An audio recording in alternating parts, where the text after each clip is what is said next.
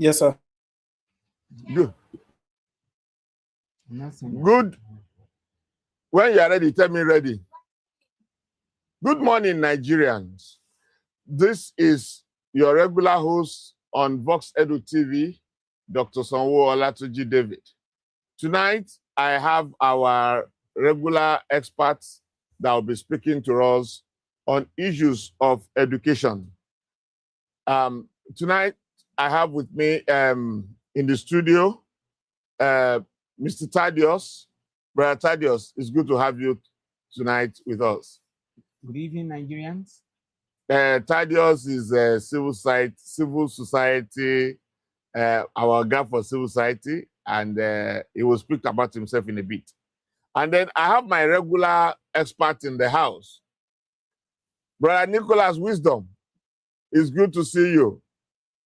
Good to see you too, sir. Good evening, Nigeria. Good to have you on again. And then we have also Brother Louis Akpoveso. Brother Louis Akpoveso, you need no introduction. Nigerians love you. Please say hello to my people. Thank you so much, sir, for having us in the studio again. It's good to be back. Thank you so much, sir. Thank you. Tonight, we are going to be looking at the making education policy to make sense in the public domain. There are several policies of government, and you wonder what's the policy, how does it work, and what is the implication, and what are the things that goes into the making of a policy, and what is the intention of policies. Over the years, we have had several policies come in, and it takes a lot of effort by the government to make the policies. In the course of this conversation, we shall be bringing into the studio policymakers, those people who go into the rigors of formulating policies for the good of education in Nigeria. Every now and then, policies shift, policies change, depending on the realities on ground. And most of the time, these policies are a reflection of the realities in the ecosystem. They are the reflection of what the government perceives as the things that are necessary to make the education system, and to make the social system in Nigeria to work better. Tonight, we shall be looking at the introduction of what policies are, how they are made, to what intent, to what effect, and then specifically, we shall be looking at a policy of national policy on alternate learning pathways that was launched in November of 2025. We shall be looking at what does the government seek to achieve by this policy, and what are the ingredients. And then we shall be talking about the polity. How does the relationship between the federal government, the state government, and the local government, and then the polity, the community that are going to be the recipients of this policy. We shall be looking at all this in a wholesome manner. We shall be having people speak to us from outside to also look at how the policies of government affects them in their day-to-day operation. And so, Brother Louis, let me start with you this evening before I come to the studio. Government makes policy every now and then on education. Tell me, which of the policies of government is the one that makes you happiest? Brother Louis. Oh, we have lost him. Brother Nicholas Wisdom, let's talk to you. Which of the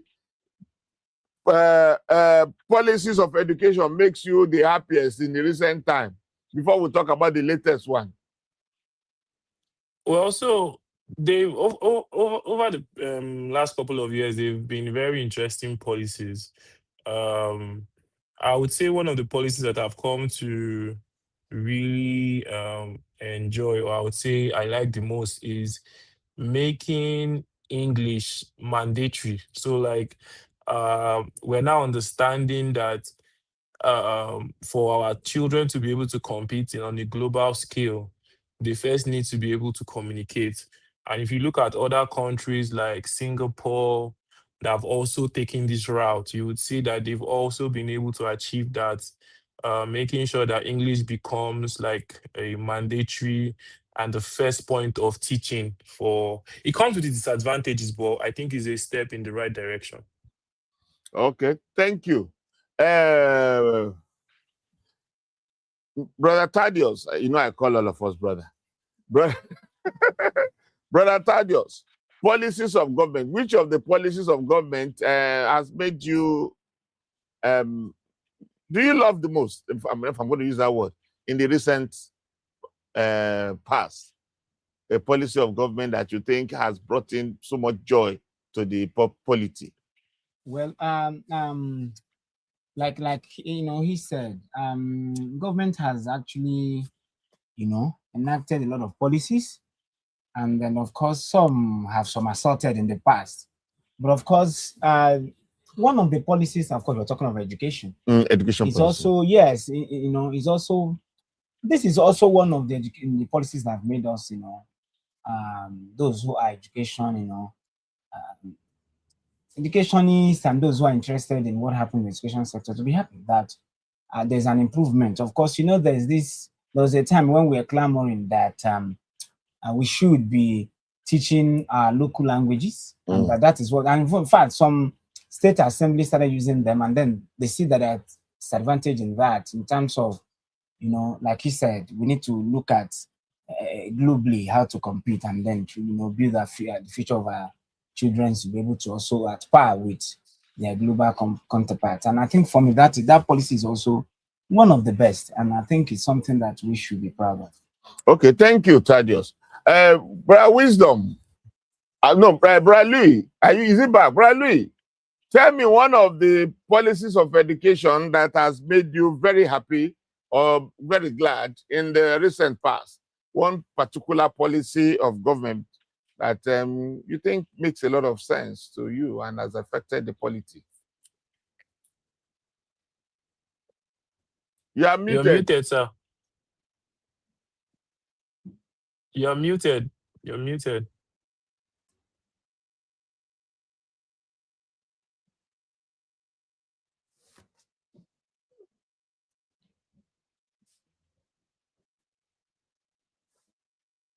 Okay. We are having a technical problem there with Brother Louis. I'm sure he will get back to us. Now, Brother Wisdom, I'm just looking at it to explain what an education policy is. See, because Nigerians hear policy, policy, policy, policy. Do you want to guide us through what are the things that goes into the formulation of a policy and what a policy is? So that before we begin to use the word freely, do we set the ground rules? Brother Wisdom. Yeah, I think we can set the ground rules for what a policy is basically. So I'll just read what we have here so that then we can expatiate on it. So an education policy is a structured set of principles, guidelines, and strategic direction developed by the government to guide the planning, management, and continuous improvement of the education sector. It defines national priority, standards, and goals while providing a framework for stakeholders responsible for delivering education. So within the context, so basically that's the we would say the dictionary meaning of a policy. You could say it's the guidelines, the guidelines. So it's like the laws, the rules, the framework surrounding the initiatives of the government. Because without this, there are no parameters to it. When you're building your house and there's no perimeter fencing, anything can come in, anything can go out. But the policies are more or less like the guidelines to ensure that the government's initiatives are targeted, precise, and effective to the core. Thank you. Brad Louis, are you there? Now, I don't know if we can hear me now. I was Now, having yes. network issues. Now we can hear you. There's no glitches. All the votes are counted.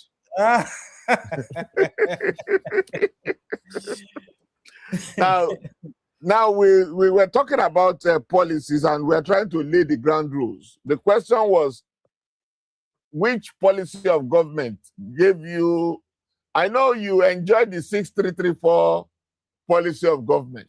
When we were going to school, it was 5 years and then 2 years of A levels, and then suddenly they came with 6334. And then, I mean, that was the policy of government. And after, I mean, it keeps changing. And now we have another one here. Is there any particular policy of government that you can lay your hands on and you would like to speak to us about as your opening statement? Right. To be very honest, and thank you again always for the opportunity, sir.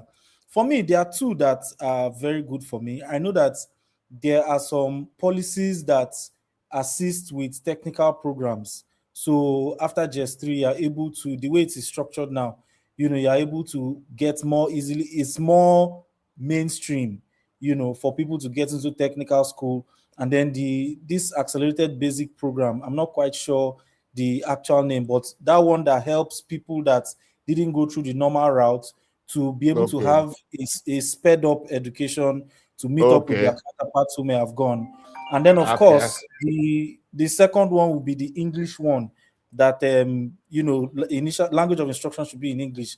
I think that's one of the most impactful policies that I've heard in recent times. Okay, fantastic. Now, I would like us to take a step further. Wisdom has laid the ground rule telling us what policies actually are. I would like to, I'll stay with you on this one, where to examine how education policies are made. I mean, let Nigerians know, how are these policies made? Are they just the whims and caprices of somebody, or do you have an idea of what the steps these policies go through before they are formulated? And then, Louis, you want to help us on that? The process of formulating policies. Yes, sir. I wish I would have been educated on this. I want to get additional education on how most of these policies are made. But from my own understanding, I know that there's very large stakeholder engagement that happens. So a new person comes in, they suggest policies or have a pool of suggestions of policies, and then the people in charge go from each of the stakeholders one by one to establish what these policies might mean for them. And then they are now in a position to say, we support the policy.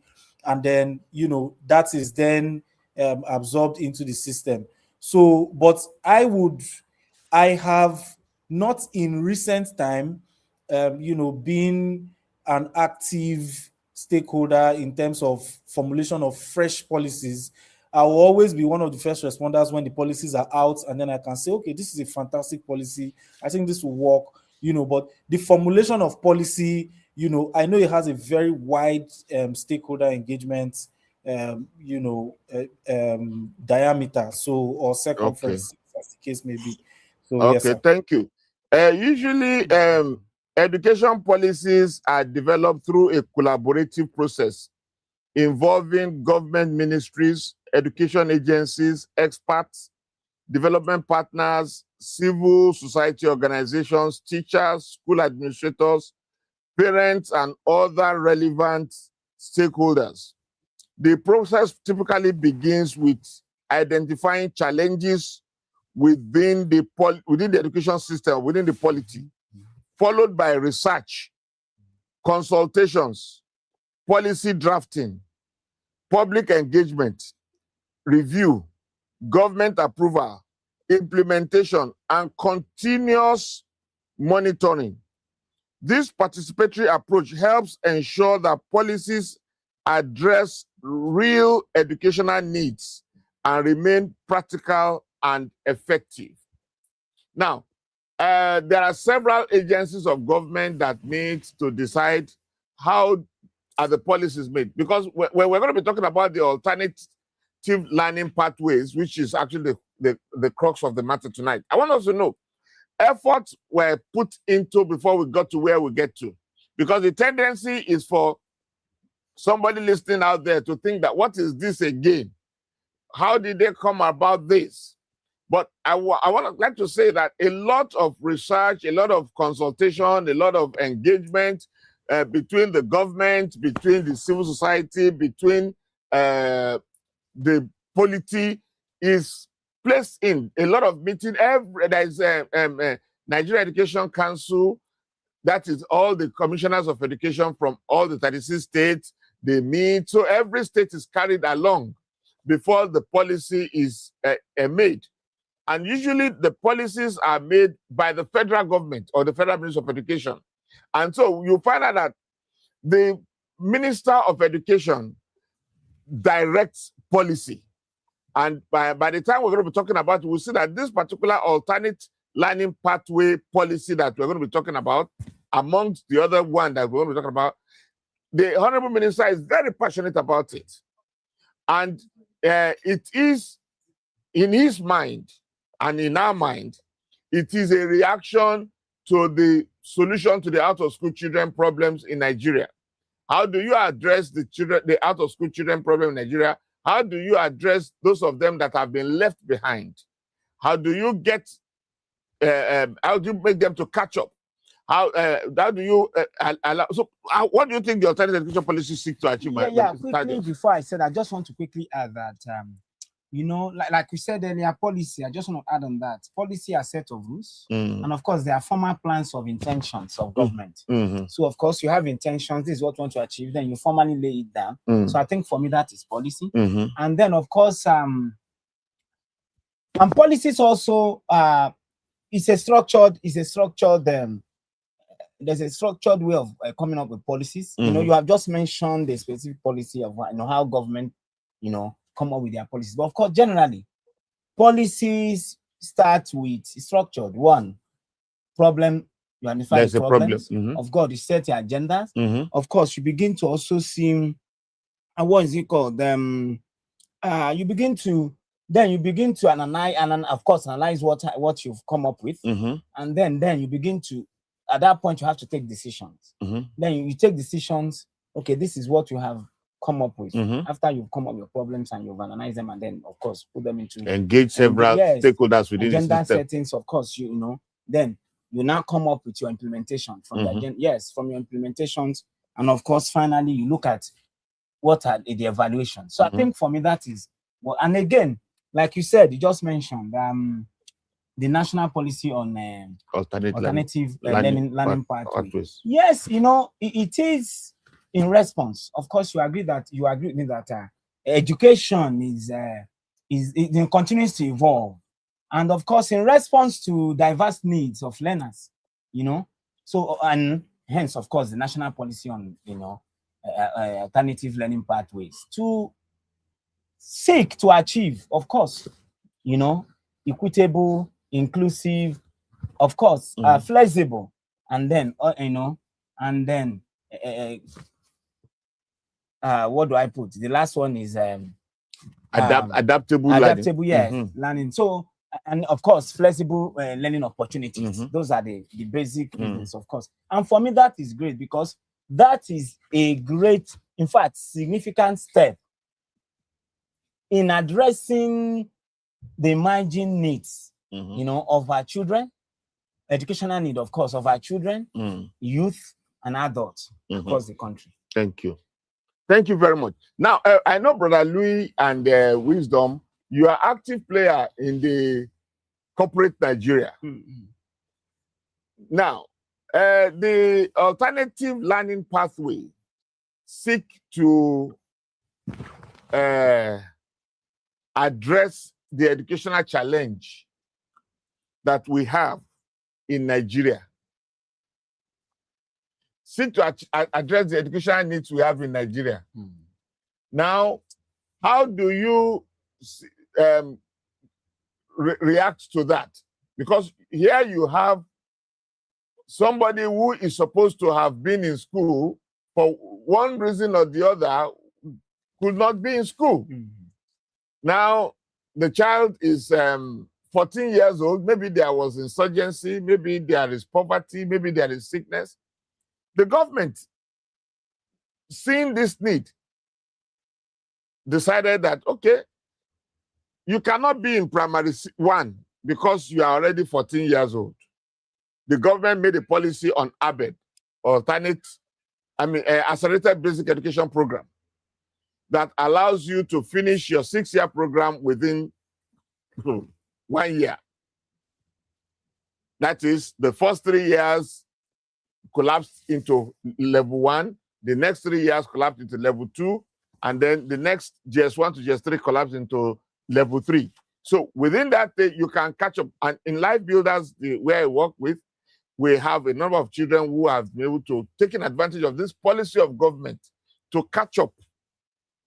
Now, there is alternative learning pathways now. The government is now saying, you don't have to be in the 4 walls of the classroom for you to be educated. You can learn under the trees. We have the Sangaya system. The government don't have to spend a lot of money on infrastructure to provide learning. Learning can take place outside of the 4 walls instead of committing so much money. So there are different alternative pathways that learning can take place. What is your opinion about that? Do you think learning should be formal and structured, or learning can be allowed to be a little bit liberality of learning? Brian Louis, what is your take on that? Yes, absolutely. Thank you so much, sir. For me, I do know that diverse systems have diverse ways that they put relevant information into their upcoming leaders of tomorrow. If you look at Finland, their education system is quite different from what we have in America. It's quite different from what we have in Rwanda. It's quite different from what we have here. So I do think that every government has the responsibility to come up with a system that supports their own peculiar circumstances, which I believe is what the federal government is trying to do with the alternative learning pathway. They are looking at it not from what it should be, not from the ideal situation, but what is realistically achievable today. And we all know what the problems around education, not just even education, just every other thing in the economy is today. And so they are looking at what are the realistic ways. I would say that this is more of a bridge to what should actually obtain. It's good for us to have the alternative learning pathways. It's good for people to come in, to learn under a system that may not be too formal, which is much better than they not learning at all. I completely agree with it. But that should not then be the norm. We should progressively move towards a formal, more controlled, compulsory, at least for the basic side, method of education, so that we are able to mass educate the populace. But this is a remedial action in my own limited view, and I'm actually very excited that it's happened. Okay. Thank you, Brother Louis. Want to talk? I'm going to, Thaddeus, what do you say to this conversation? Yeah, like he had said, of course, I know there, these are calls for national debate. They are discuss, different perceptions and opinions, just like he had. But I also know that even the World Bank actually recommend, if you the Igbo pattern, which the World Bank has recommended to federal government, the one boy structured pattern, where, and then they say, the World Bank said that is the easiest way of wealth transfer. So, and they recommended it as one of the best, learning pattern that could solve, issues, out of school children problem, issues of poverty, and issues of unemployment. So I think, in simple terms, what if you bring up the alternative learning pathways, also known as the ALP, it's simple.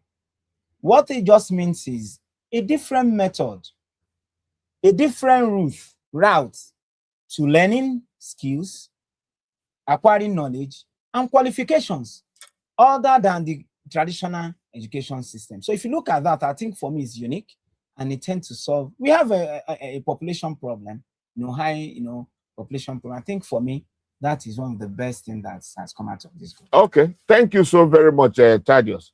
Brother Wisdom, are you there?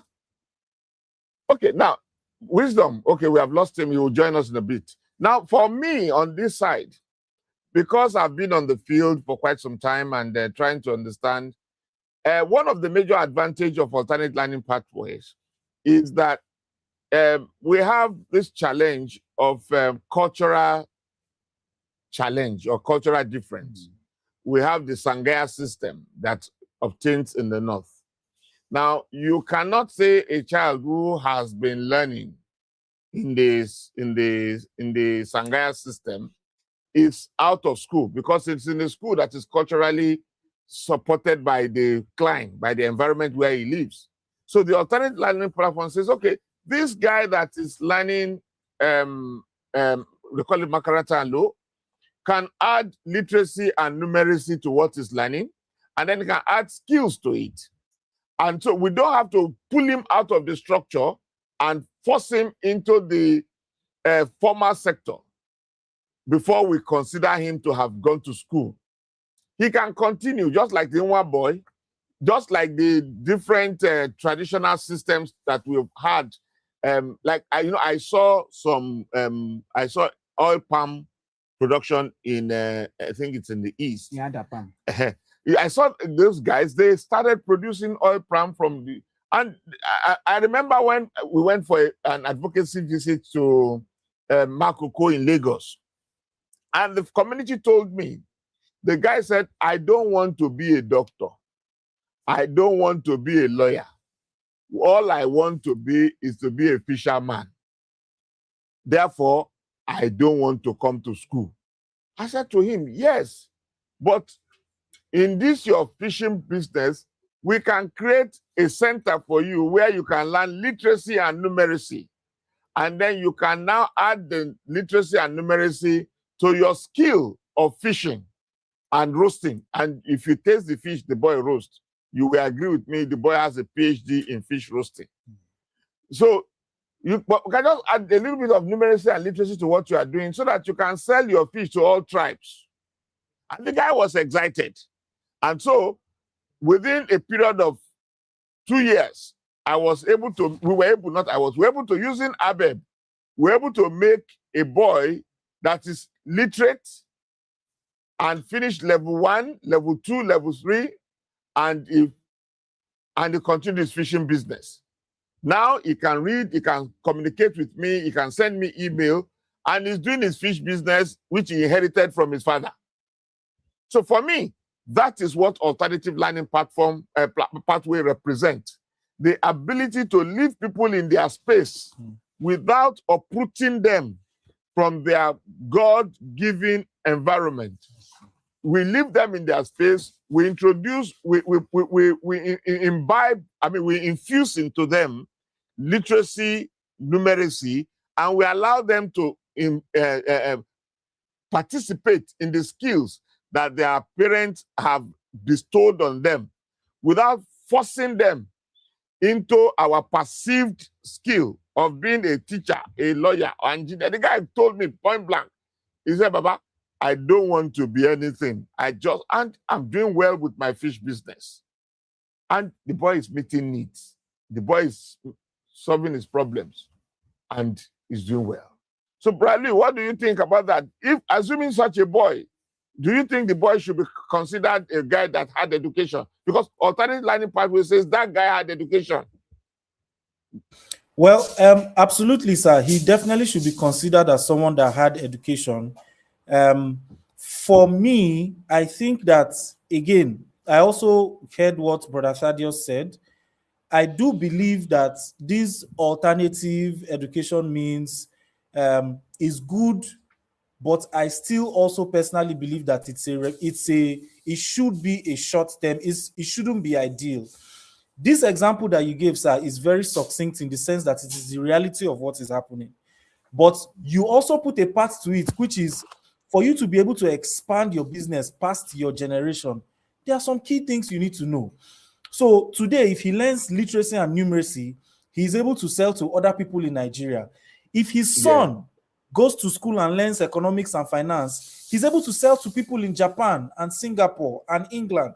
So if we want Nigeria to be on the global scale, it is except what we are saying is that we don't want our children to compete globally. If we want our children to compete globally, we must be able to, at the very least, understand the nuances of global practice of trade, global practice of geopolitics, in fact, global practice, period. So the alternative learning pathway takes us from 0 to yes, we can survive. But that yes, we can survive cannot be the last level. We need to be able to mass educate the people that are coming in, formalize and even make it compulsory for them to go, so that we can get to the next level. So for me, I am 100% for it. Is the next best thing to do, but it shouldn't be where we stop, in my own opinion. Okay. Yes, thank you very much. Well, you want to speak to that? Or I just want to add that I know that, I agree with you, but just like Doctor said, you're not completely wrong, because one, I know they have that kind of education in Japan, and even if you go to the US, you find out that one of the though the alternative learning pathways, almost primarily made in Nigeria for and to solve the out of school question. But then if you go to let's look at it in a global scale. If you go to the US, I was made to understand that one of the most expensive centers you can get there is Center for Fashion and Design. So you could look at that in a broad way. So I think if you look at the Shanghai system of learning too, I think that is the alternative yes, learning pathway. And even beyond that, in Australia, they have these centers of I've forgotten their name now, where they teach they teach tractor operators, they teach farmers, trade skill. They teach trade skills. So if you just don't want to further your education, or you don't want to read, because not all of us are going to be cerebral. What I want us to agree tonight is that must we all be cerebral? Must we all end up to be masters of finance? No, I think no. Some are, because, and when you look at the number of Chinese, one thing that is very popular in Nigeria is that you say they brought a Chinese engineer, he cannot speak English. That guy went to alternative learning pathway. Yeah. He was taught how to do surveying, and he's an expert in surveying. He's not an engineer. He comes to Nigeria and start calling himself an engineer, but he's just skilled in one area. Just like you go and meet somebody in the motor park, you call him a mechanic. But when a white man who went to the school of mechanics, who is a mechanic from America, who went through alternative learning pathway, comes to Nigeria, we call him an engineer. So what we are saying now is that we all need not to go through the formal system of education. We all need not to go to the university or polytechnic or college of education. Some of us can use our skills to become masters. And then come to think about it, some of the richest men in the world or in the country there are people that have what they call this, native intelligence. Yes. There are people that have native intelligence. Yes. Now, what the government is saying is that we now want to begin to recognize native intelligence. We now want to begin to recognize that if you have a unique skill, you don't have to kill your skill to seek for admission into university to be recognized. That there are alternative pathways. Not everybody is going to be cerebral, but not everybody also is going to be hands-on. So if you are hands-on, God bless you, become a mechanic, become a plumber, become, an imam, become a pastor. We recognize you, you can do well. If you are a cerebral, you want to be a finance expert, you want to be a doctor, you want to be architect, you are fantastic, God bless you. You want to say something? Of course, look at, we're even having such already we are bedeviled now with what you just said, implications of not embracing alternative pathway earlier, heads on, because you see now that our young people, two instances, our young people now, the Togolese, the Beninese are becoming a threat to us in our own land. You see, you can't even, a graduate comes out, he can't build a house, he cannot even mow the block. But you see people from other countries like nearby African countries, Togo, Benin. The people who build house believes in them more because their skills are superb, and that is it. Yeah, they can't speak English. Yeah, they can't even write their name. but they prefer to use them because compared to our graduates, because this is what is obtainable. They've learned, the alternative through the alternate learning pathways. And you also look at, in fact, this is the public domain. You look at the Germans who come here to construct roads and build, bridges for us. You see our graduates. You bring in our graduates, and they can't put 2 blocks, measure. And then yet you see Germans who could not even speak English are called experts, and they are paid more because they are better. I can see Brother Wisdom there looking at me and say, Brother Wisdom, tell me, what is your take on this? So I think I joined at the right time, because when it comes to the workplace, experience at doing the work takes precedence, right? That's true. Because we have a lot of, even the Nigerians or the students that have gone through proper basic education, secondary education, and even down to tertiary education. A lot of them were not exposed to the practical aspect of things. So, for example, you would see somebody that is studying mechanical engineering, that has done primary school, secondary school, gone to university and spent 5 years studying engineering, doesn't know how to lose an engine block. Whereas someone that at the same time he started his secondary education, went to intern with a roadside mechanic, for example, knows more about automobiles than someone that has been in the classroom. So I think it's a nice one, and I think it's something that we have to find a balance. I'm not saying that everybody should drop out of school and go and intern in a mechanic shop. I'm simply saying that we need to explore more alternative ways of impacting knowledge. One of the systems that I particularly love, or a practice I particularly love, it's the Igbo. There's a name for it. The Igbo. Is it mentorship? No. There's a name for it where you have to serve somebody for a couple of years, and after a couple of years, you're settled, and you're given a certain amount of money to go and start your own business. Aside from the capital you're being given to go and start your own business, you also have some certain level of political economy that is being transferred to you. So you now have access to your gas suppliers, to where he buys the material. So a lot of all of those things, these are things that you probably not learn in the classroom, right? And it sort of helps that we have an alternative method to all of this. Thank you.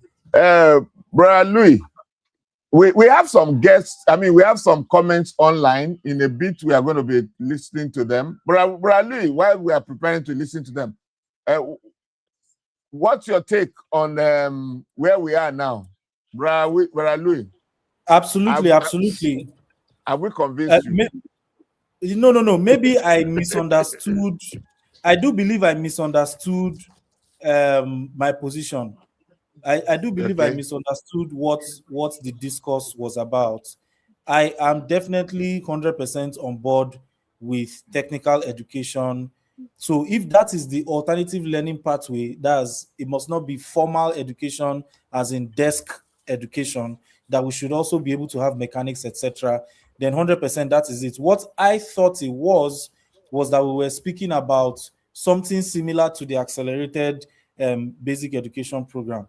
That's what I thought it was, but I clearly see that I'm not correct. So 100%, I'm in for technical. No, actually, the conversation here with the government is that no one should be left behind.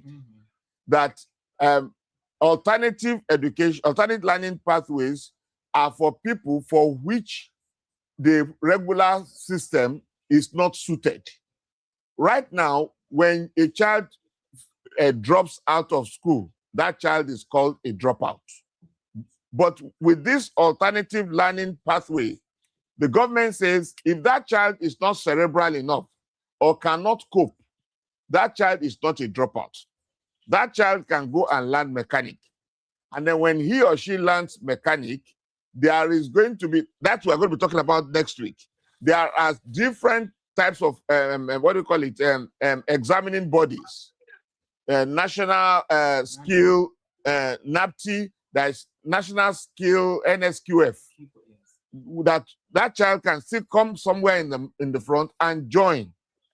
If a child likes to be a farmer, that child should not be called a dropout. But before I continue that, let's hear what do we have from studio.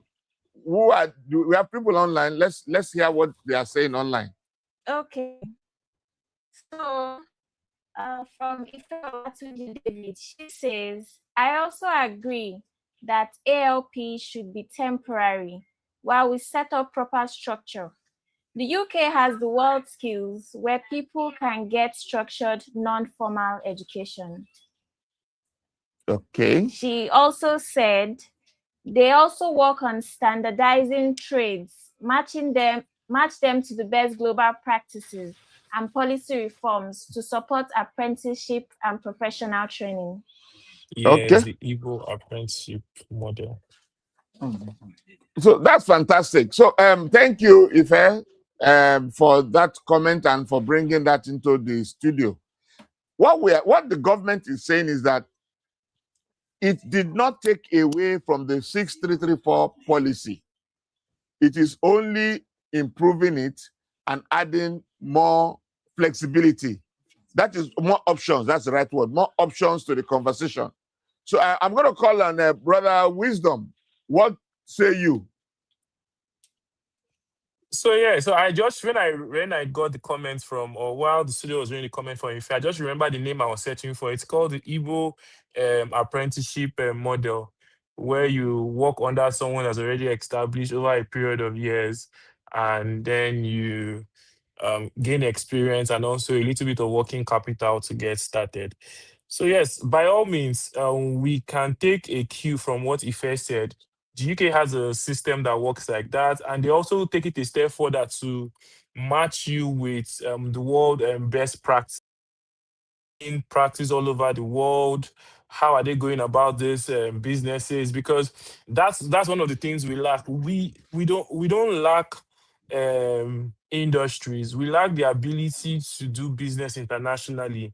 For example, the person making zobo, for instance, or the person making kunu, for instance, cannot export any of those things because there is no standard operating practice. They cannot be standardized. They don't know the recipe is not the same. You know how they say when you're sprinkling salt, you wait for your ancestors to tell you to stop, right? That's the difference between the global market that we are currently seeing and what we have here. That's why we can get recipes abroad as far as Italy. We can say, oh, Italy has the best pasta, or Paris has the best croissant. I don't know if I pronounced that correctly. This is because over time, they've been able to master the act of replicating what they do and standardizing it. And that's what we lack in this part of the world. So if we can go a step further to say, okay, it's good enough that you are skilled, it's good enough that you're getting these skills, it's good enough that you're learning it,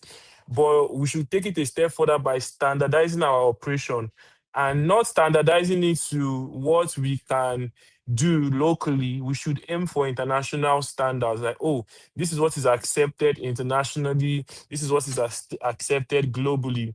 That way, everything becomes a little bit more as par with what the rest of the world is doing. Thank you. You know, one of the major challenges we have why we don't have standardized system. I'm going to come to you in a bit, Brother Louis. One of the major problems is because Nigerians are not proud of making zobo. And one of the takeaway from this alternate learning pathways is that a zobo maker, a puff maker, is now proud of making zobo because now the government is giving a voice, giving recognition, telling the fellow that, listen, what you are doing is just an alternative way to education. You are not a failure. I mean, your learning they're bringing closure. They are bringing pride to the mechanic on the street, that as it is done globally. They are saying that we recognize you, we can see you. You are a mechanic, we can see you. What you are doing is important to the economy. And therefore, we are empowering you, we are strengthening you, and we are saying we can see you. And we are creating an, what do you call it? An examining body to certify you going forward. Like I told somebody a bit, for you to be a driver, you don't need to go to primary school, you don't need to go to secondary school, you just wake up one day and go to a driving school. And after 6 months, they give you a driver's license.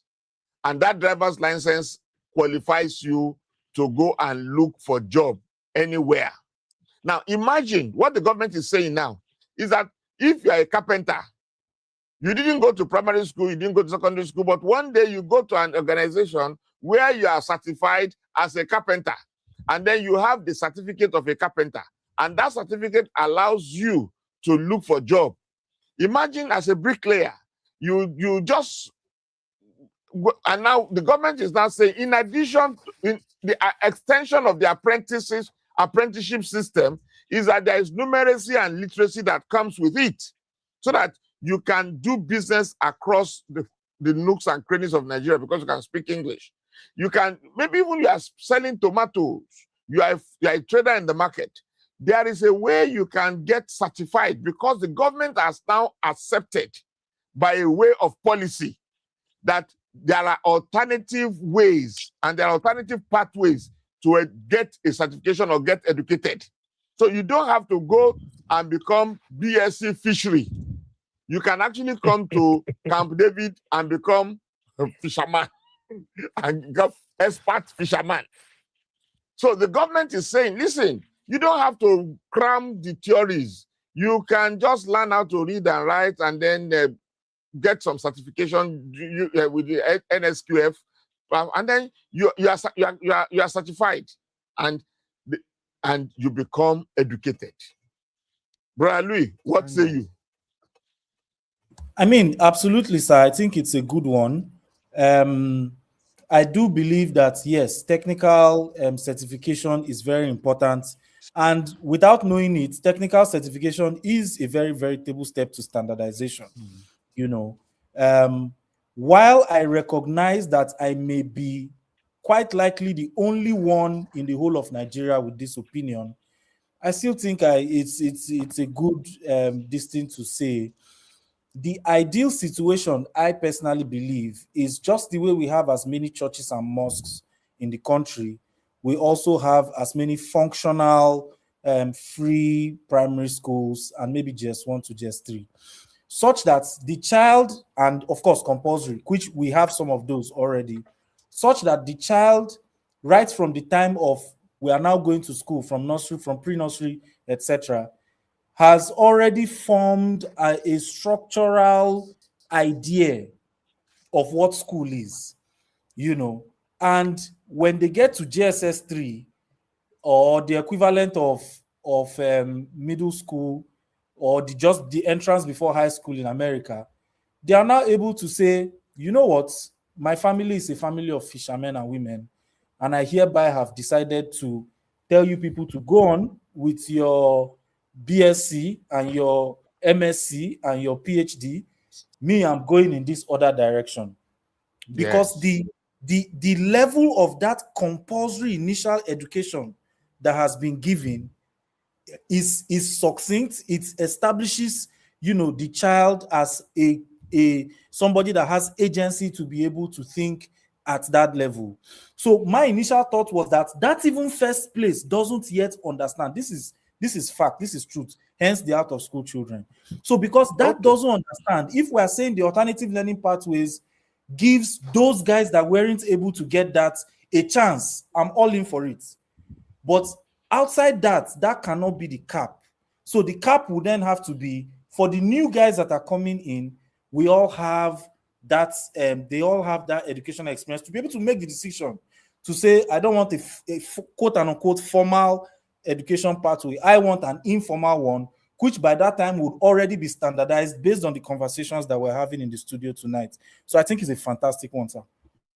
Okay, Brad Thaddeus, you want to say something? You know, he talked about standardization, and that is key. One challenge, you know, the challenges are numerous. One is, especially when it comes to alternative learning pathways, because you look at, because of, you know, the different learners' needs, because of different learners' goal, you know, and different outcomes, and then, of course, local contents. So, and that is it. But of course, a lot of countries also begin to, who have chosen this path, have already always, started looking at how they can have a standardized outcome assessments and certification. So, and even certification framework. So I think it's something that I agree with you on that too. Thank you. Yeah, now, when we talk about standardization, it is key. However, Nigeria is saddled with 10 million plus out of school children. These 10 million plus out of school children are already beyond primary school age. Sure. Because many of them are 10 years old and you can't start primary 1 at 10. So the policy of government is let's introduce ABEP.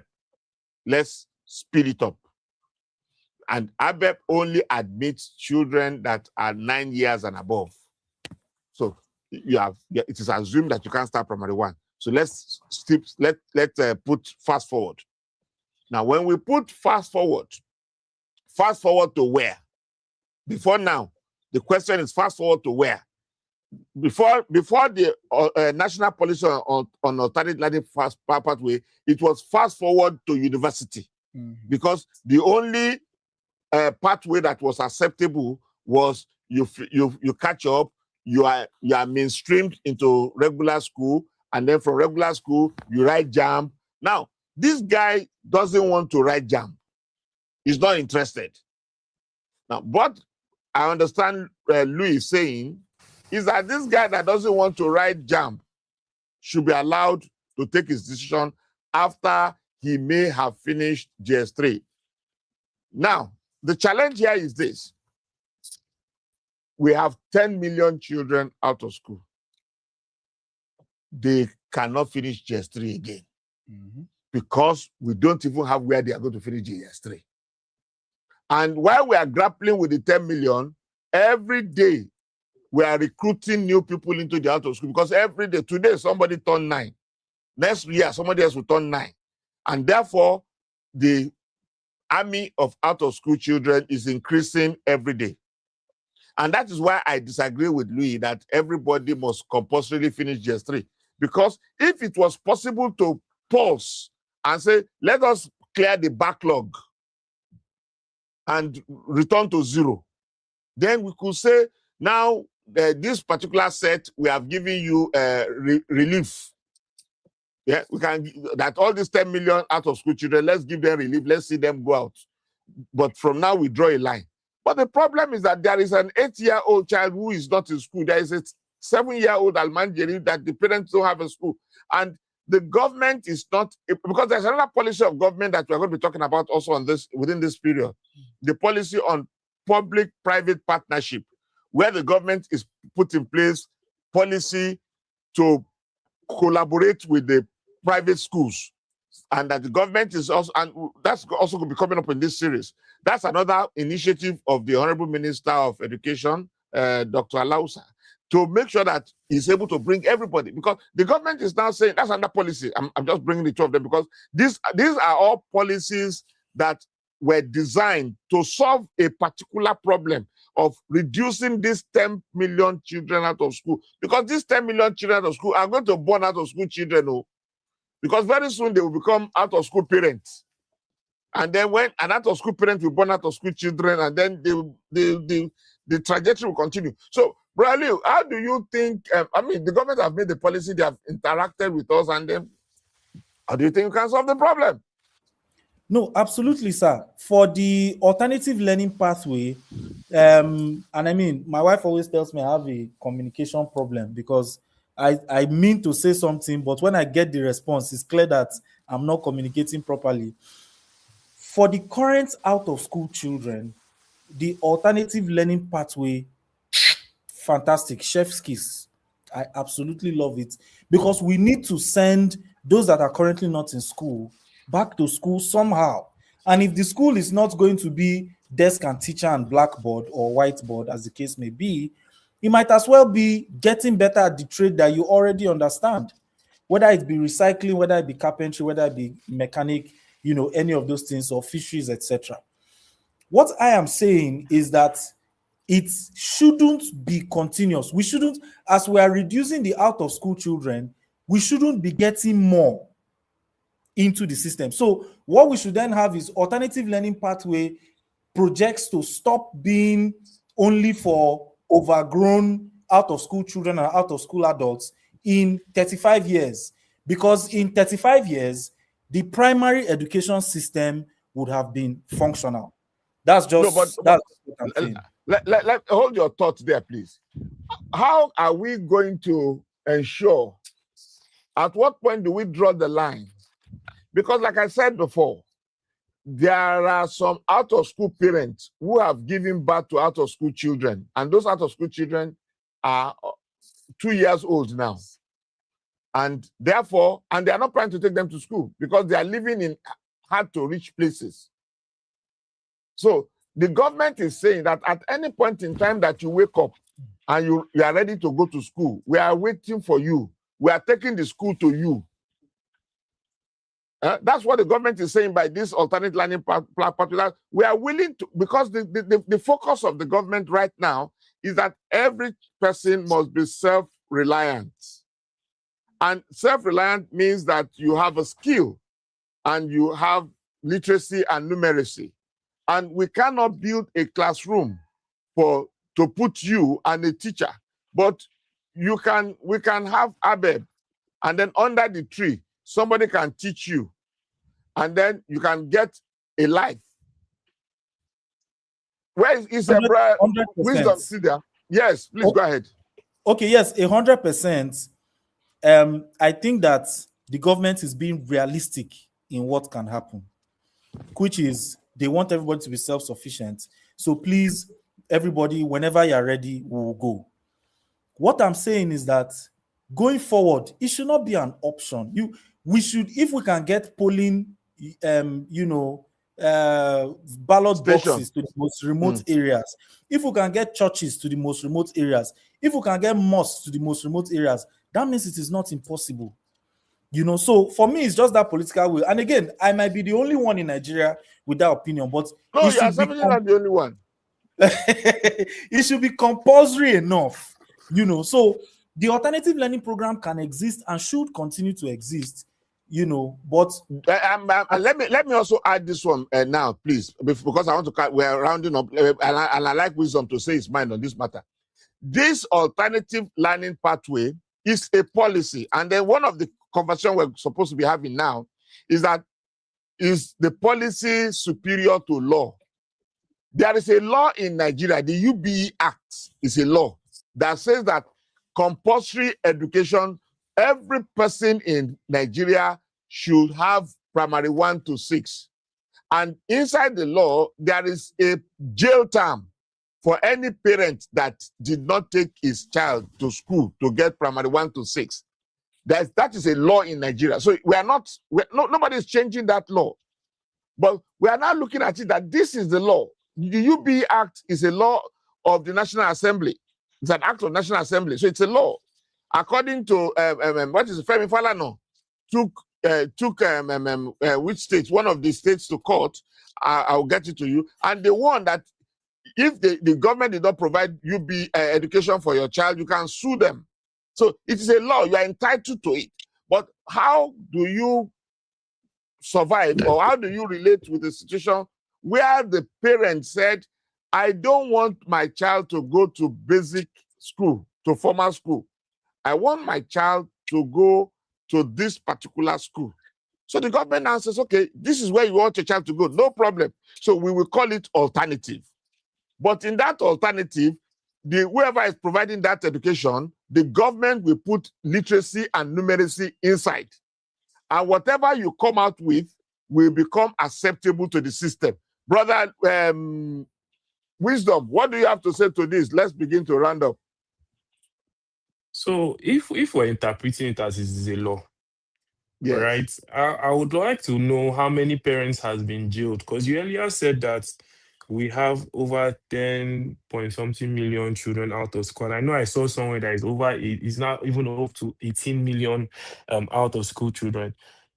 My question is, since there is a law, How many parents have been jailed for those 10 million children? I'm not even talking about the ones that have been internally displaced. I'm talking about the ones that are not internally displaced but have no access to basic education because their parents have refused them to access to basic education that the state has provided.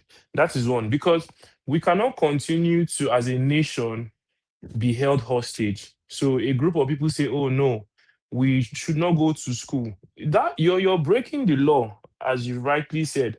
That means we should have some parents doing some jail time as we currently speak.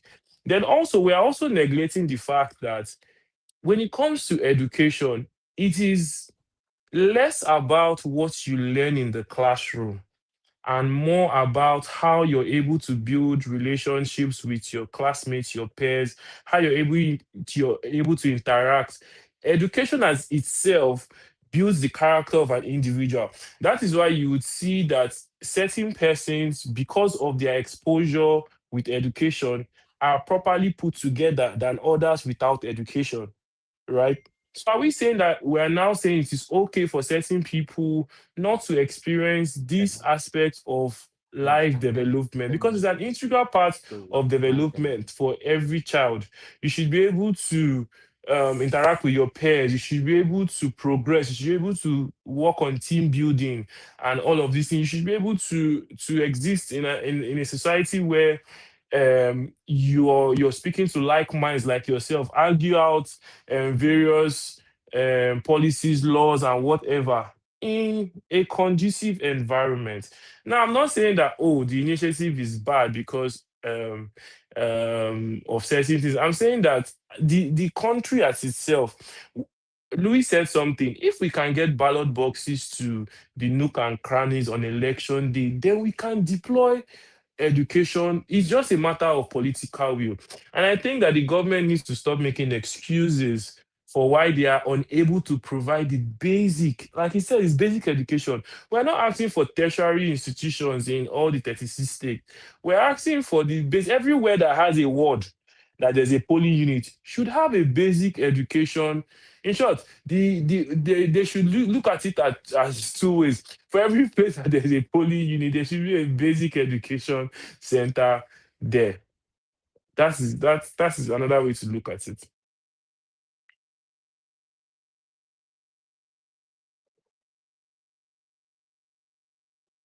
I'm not speaking for government here now because I'm not speaking for government. What I'm Yeah. saying is that education is on the concurrent list.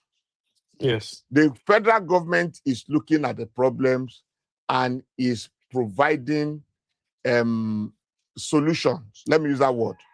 They are Okay. reacting to the solution. They are reacting to the problem and are providing solution.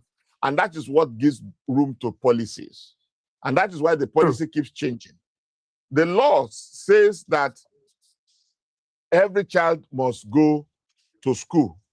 If you don't take your child to school, there are penalties. However, before somebody can be penalized, there must be a complainant. Now, in this case, who is going to be the complainant? Is it the civil society? Is it the parents? Or is it the government? Now, the government cannot complain because the government has not provided enough school. I mean, talking about the local government now. And the local government does not even have enough lawyers to sue anybody for not bringing his child to school. I remember Lagos State government had a Child Rights Act that says if they find any child that is selling during school hours, that child should be accosted and the parent should be prosecuted according to the UBE Act. Now, the problem is you catch a child and the child does not have anybody to be called the parent. That child becomes a problem of the government. The government does not have room for orphanage because now it becomes a secondary problem. Where do you go from here? Brother Wisdom and Brother Louis, where do you go from here? Or you want to talk about to that, Thaddeus? In fact, I only have a few words for that.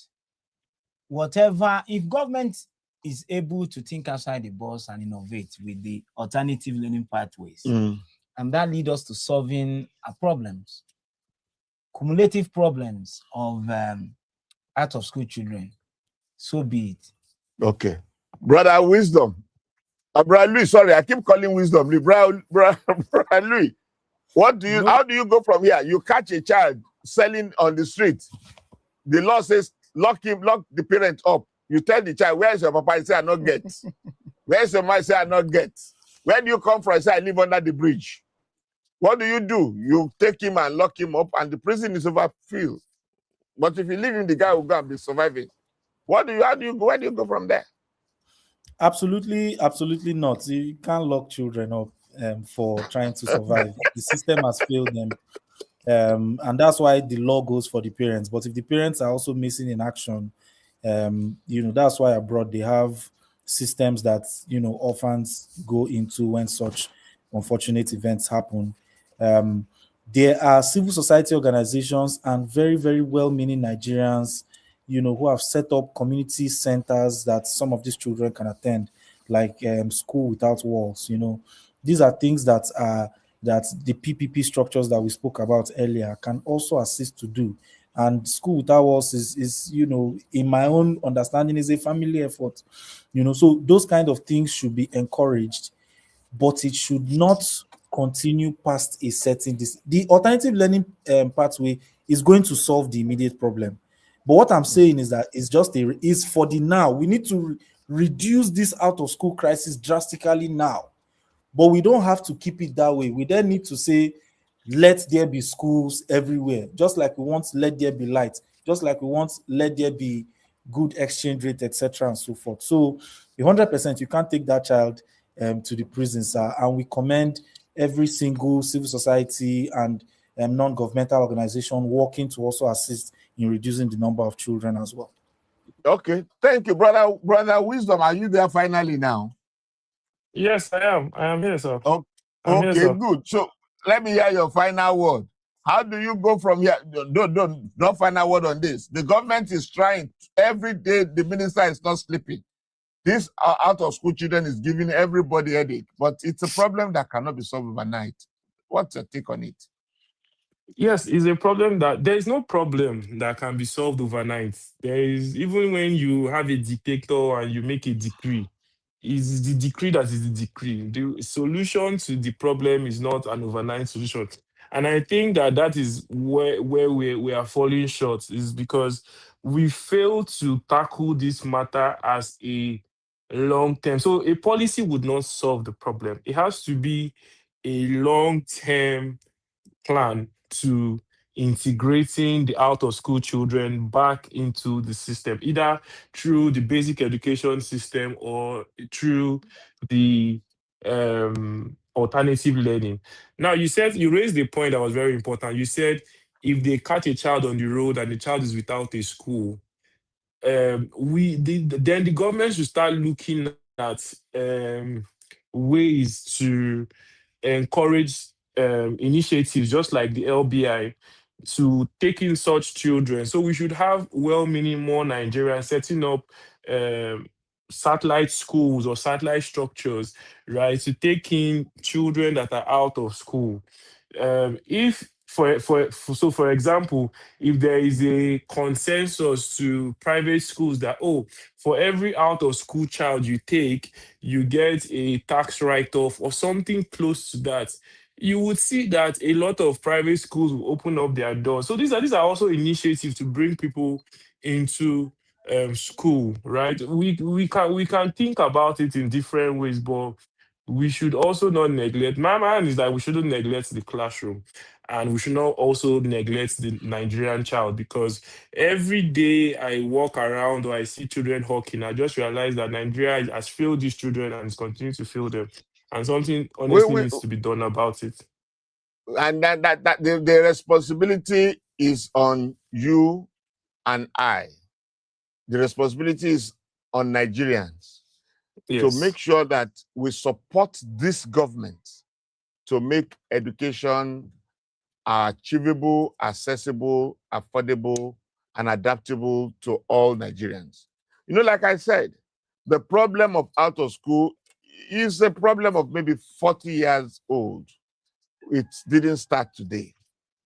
We can all pull our hands together, and the government, we must, I personally celebrate this government for this policy on alternative learning pathways. And then like I said, we are going to be discussing the second policy that looks like the one that you are bringing here too, on the public-private partnership on education, which we will be looking at side by side, two policies of government side by side on this program for the next 13 weeks. So we will not stop working. We will not stop talking. We know that somewhere along the line, the Nigeria of our dream will come to life. Till tomorrow, when I come your way on Nigeria of our dreams, it has been Dr. Samuel Olatuji David on Vox Edu TV, and with me is brother Thaddeus. Thaddeus, say. Wow, it's been interesting, and thank you for staying with us. Thaddeus to go, my name. And then brother Wisdom, say your parting bye-bye to Nigeria. It has been an interesting time, Nigeria. We'll see tomorrow. Hallelujah, Professor. Thank you so much, sir. Thank you so much, Nigerians, for listening. We'll speak again tomorrow. On Nigeria of my dream. And then on that Nigeria, there will not be any out-of-school children. God bless you and see you tomorrow.